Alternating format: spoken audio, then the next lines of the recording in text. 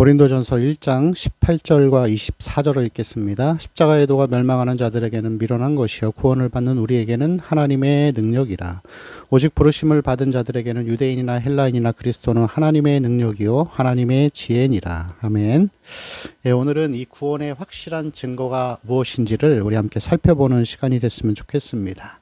우리가 읽었던 18절의 말씀을 보면은 십자가의 도라는 단어가 나오는데, 이 십자가의 도는 그 십자가의 말씀이란 의미입니다. 그 십자가의 말씀, 그리고 그 십자가의 말씀이 멸망하는 자들에게는 미련한 것, 구원을 받은 우리에게는 하나님의 능력이다. 여기서 나오는 단어 중에서 멸망하는 자들에게는, 구원을 받는 우리에게는, 이것은 현재 분사형으로 기록이 되어 있습니다. 현재 분사형이라고 하는 것은 십자가의 도가 그 행위에 대한, 그것을 믿는 그 행위에 대한 즉각적인 결과가 계속적으로 일어나고 있다라는 의미입니다. 그래서 십자가의 도가 그 말씀을 받고 우리가 예수를 주로 믿고 시인하면 거기서 끝나는 것이 아니라 그 말씀이 계속해서 우리의 마음 가운데에서 계속해서 우리에게 영향을 주고 또 능력을 받고 있다라는 그런 의미라고 할 수가 있습니다. 그래서 구원은 입술로만 시인해서 끝나는 게 아니라 마음으로 믿고 인격으로 계속해서 진행되어 가는 것이라고 할 수가 있겠죠. 그래서 성경이 보통 이 신학의 부분에 있어서 성경과 신학은 구원을 세 가지로 표현을 하죠. 첫 번째, 내가 입술로 시인해서 고백하는 것, 칭의죠. 과거에 내가 처음 예수를 믿었던 것, 과거 구원이죠. 그리고 현재 구원, 이 성화이죠. 거룩한 삶을 살아가는 것. 그리고 미래 구원, 영화, 하나님 나라에 들어가는 것. 죽어서 하나님 나라에 들어가는 것. 아니면 예수님이 오셨을 때 모든 죄가 없어진 세상에 들어가는 것을 이야기하는 것이죠. 그러나 이것은 설명을 도모하기 위해서 편하게 나눈 것이지 나눠질 수 없습니다. 그래서 구원을 받은 사람은 구원을 이뤄가야 하고, 구원을 이뤄가는 삶을 살아가다 보면은 그 사람은 반드시 하나님 나라를 소망하게 되어 있습니다. 그래서 이것이 구원을 받은 우리에게는 하나님의 능력이다라고 하면서 계속해서 우리 안에서 이 구원이 능력으로서 나타나고 있습니다. 그래서 이러한 구원의 확실한 증거가 있는데, 그것은 뭐냐면은 이 구원을 받은 사람은 그 이후에 말씀에 대한 갈급함이 있습니다. 여러분, 입술로만 내가 예수 믿습니다 하면서 교회 다닌다고 해서 다 하나님 나라에 가는 사람들이 아니고, 이 구원의 확실한 증거가 있어야 되는데, 그게 뭐냐면은 구원을 받은 우리에게는 하나님의 능력으로 계속적으로 이 진리가 역사하는 그 모습이 있어야 되는 것이죠. 그리고 그러한 확실한 증거들은 이런 것들로 나타날 수 있는 것입니다. 좀 전에 말씀드린 말씀에 대한 갈급함이 있는 거죠. 제가 어렸을 적에 저희 어머니께서 그런 얘기를 한번 하신 적이 있었습니다. 아, 큰일이다. 우리 목사님이 맨날 윤리적인 설교만 하셔가지고 저런 설교만 하시면 성도들이 목마를 텐데, 십자가 설교로 해야 하는데, 그런 말씀 하시더라고요.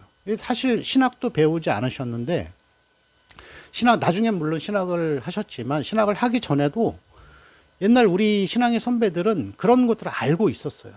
십자가 설교를 들어야만이 성도들의 영적인 갈급함이 채워진다라는 거.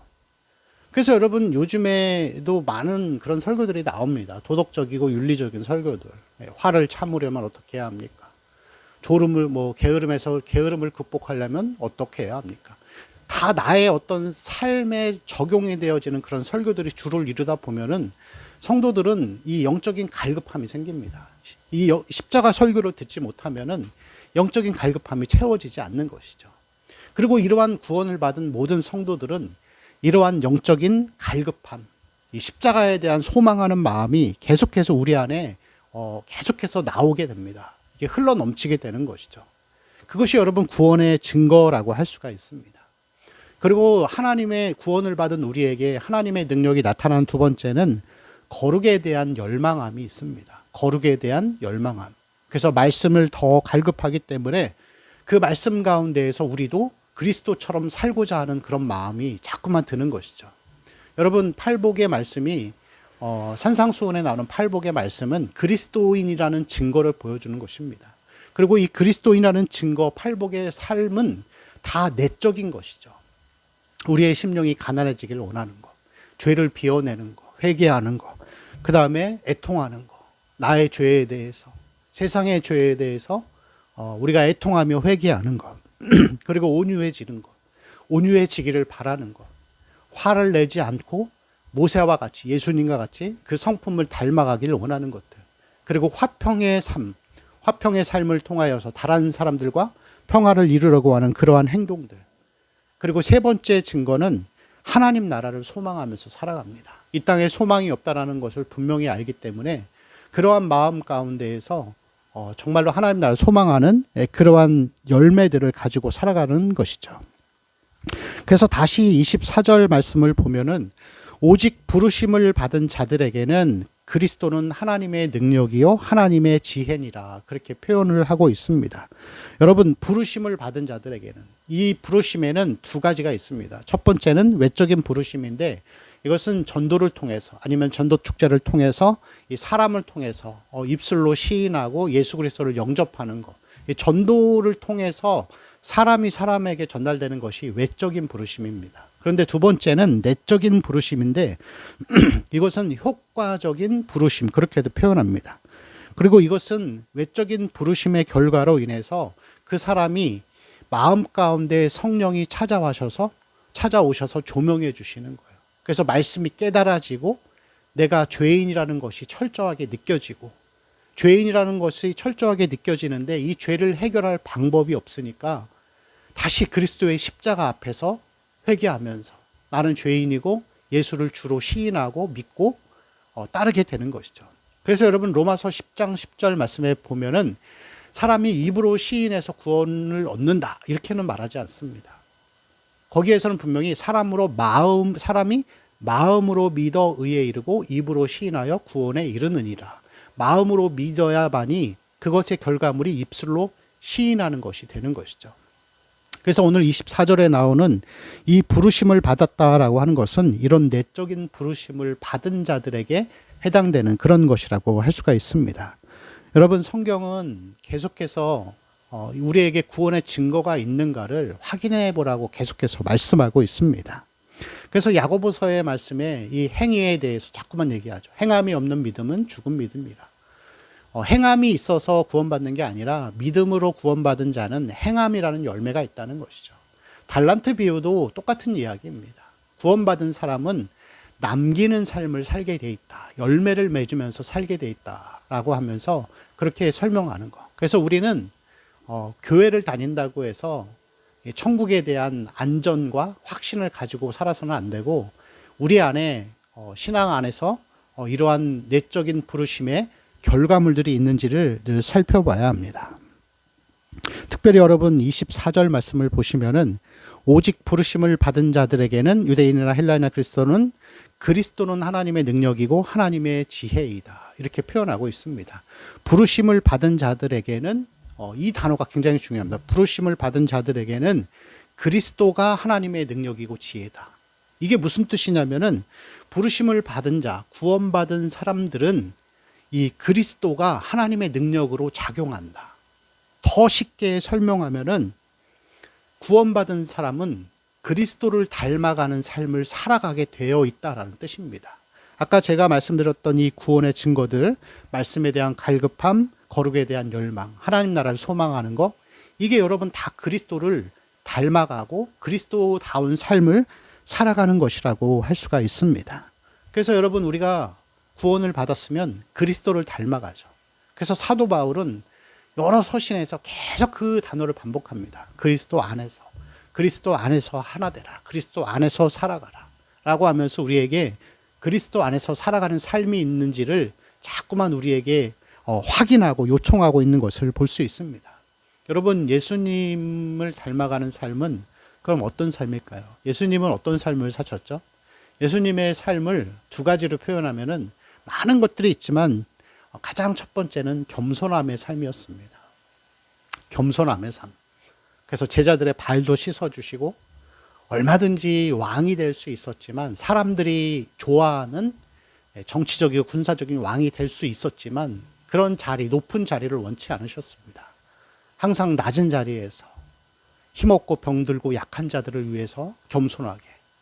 그리고 또 한 가지 그리스도적인 삶은 소금과 같은 삶입니다. 나는 점점 없어져 가지만 영적인 영향력을 가지고 살아가는 것들. 자, 사람들은 다 높아지기를 원합니다. 예수를 믿어서도 높아지기를 원하고, 또 남들보다 좋은 대학에 가서 높아지기를 원하고, 더 좋은 직장에 들어가서. 정치를 하는 것도 다 그런 이유겠죠. 더 높아지고 싶어서. 그러나 그리스도인들은 작아져 갑니다. 물론 하나님이 높여주실 때도 있고 크게 쓰실 때도 있지만, 기본적인 마음의 우리의 자세는 그리스도를 닮는다고 하는 것은 겸손해져 가고 낮아져 간다라는 것이죠. 그것이 여러분 바로 거룩을 열망하고 하나님 나라를 소망하는 그리스도인들의 삶, 말씀을 사모하고 말씀에 대한 갈급함을 가지고 살아가는 그런 사람들이라고 할 수가 있습니다. 그런데 우리는 분별을 하는 것이 굉장히 중요합니다. 그게 무슨 뜻이냐면은, 우리가 교회를 다니고 신앙생활을 하면서도 많은 은사를 가졌음에도 이 은사를 가진 것들이 구원의 증거가 때로는 될 수 없다라는 의미입니다. 이런 예화가 있습니다. 이건 제가 실제로 경험한 건데, 기도의 은사를 가지신 분들이 있어요. 그래서 기도를, 이 사람을 위해서 기도해 주면 이 사람의 마음 상태가 어떤지를 보게 되고, 그리고 이 사람이 어떠한 성향을 가진 사람인지도 알게 됩니다. 그리고 이 사람이 앞으로 어떻게 살아가는 것이 하나님 안에서 좋은 삶인지를 조언해 주기도 합니다. 이 기도의 은사를 가진 거죠. 뭐 옛날에는 막 그것을 뭐 투시의 은사, 사람의 속마음을 들여다본다 그래서 그렇게 표현하기도 했는데, 그런데 여러분, 기도의 은사를 가진 사람인데도, 그런 은사를 가졌어도 그리스도 안에 있지 않은 사람일 수도 있는 거예요. 그게 무슨 말이냐면은, 제가 예전에 이 결혼을 하기 전에 이 다른 지역에서 살았었는데, 거기서 이렇게 알게 된 그런 얘기가 있었습니다. 제가 살던 동네 근처에 이 기도의 은사를 가진 특별한 전도사님이 한 분 계셨는데, 이분이 그런 얘기를 하셨대요. 자기는 5만 원 이하는 기도 안 해준다고. 근데 너무 그 대답이 씁쓸했는데, 기도의 은사를 가졌는데 그걸 통해 자꾸만 자기가 높아지고 자기 이익을 추구하는 거예요. 그런데 어떤 분들은 똑같은 기도의 은사를 가졌어도 아무런 대가 없이 그 사람의 이 거룩한 삶과 구원을 위해서 수십 수백 일을 작정기도 해주기도 하고, 그 사람에게 아무런 대가 없이 그 사람을 위해서 오랜 시간 기도해 주시는 그런 분들도 있습니다. 완전 다르죠. 이분은 절저하게 겸손하게 낮은 곳에서 영혼을 위해 기도하고, 이분은 기도의 은사를 통해서 자기 이익을 얻고 자기가 높아져 가는 거예요. 이 결과를 보면은 그 사람이 하나님의 사람인지 아닌지를 알 수 있다는 것이죠. 여러분, 요즘에는 분별이 중요한 시대입니다. 많은 교회들이 있고, 또 많은 사람들이 교회를 다니고 있고, 또 많은 은혜를 받는다라고 얘기하는데, 소위 우리가 말하는 은혜라는 것도, 우리가 말하는 은혜라는 것이 무엇이죠? 찬양을 드리거나 기도를 할 때, 말씀을 들을 때, 예배를 드릴 때 물밀듯이 밀려오는 어떤 감동 같은 것들, 은혜, 기쁨, 감사, 뭐 이런 것들로 인해서 우리가 그것이 내가 하나님과 함께하고 있다라는 증거로 생각할 수도 있습니다. 여러분, 그렇지만 그러한 은혜와 그러한 감동이 저도 정확하게 설명을 못하지만 이단에도 있고 사이비에도 있습니다. 그들도 다 확신이 있고 기쁨이 있고 감사가 있습니다. 그래서 이단한테 이단이라고 얘기하면 굉장히 기분 나빠합니다. 왜냐하면 자기들이 공동체 안에서 경험하는 그 은혜와 확신과 감동을 분명히 자기들이 얻었거든요. 그렇다고 한다면 여러분, 우리는 무엇을 통하여서 내가 하나님의 백성이고 그리스도 안에 있는 사람인지를 알 수 있겠습니까? 오늘 24절에 나오는 이 말씀과 같이 다시, 오직 부르심을 받은 자들에게는 그리스도가 하나님의 능력이고 하나님의 지혜다. 그리스도다운 삶이 우리 안에 있는가? 여러분, 신앙은 은혜를 체험해서 은사를 가져서 그거 신앙이 구원받았다라고 말할 수 있는 것이 아니라 삶으로 증명되는 것입니다. 행함이 없는 삶은 죽은 믿음이라. 행함이 없는 믿음은 죽은 믿음이라. 달란트 비유와 같이 남겨지는 삶. 우리가 구원받은 사람으로서 십자가의 복음을 소망하고 갈급해하며 살아가고 있는지, 거룩한 삶을 위해, 팔복의 삶을 위해 애쓰고 있는지, 하나님 나라를 소망하며 살아가고 있는지. 여러분, 그것이 진짜 하나님의 백성입니다. 은혜를 경험했다고 해서, 큰 은사를 가졌다고 해서 그것이 확실한 증거가 될 수는 없습니다. 될 수도 있지만 아닐 가능성도 분명히 있다는 것을 우리는 잊지 말고, 우리의 신앙 안에 정말 그리스도를 닮아가고 그분 안에서 살고 있는지를 깊이 생각해보는 한 주간이 되었으면 좋겠습니다. 기도하겠습니다. 주님, 우리의 삶에서 부르심을 받은 자로서 그리스도 안에 있는지, 그리스도가 우리의 능력으로 나타나고 있는지 한 번쯤 생각해보고 점검할 수 있는 삶이 되게 하여 주옵소서. 우리 주 예수님의 이름으로 기도합니다. 아멘.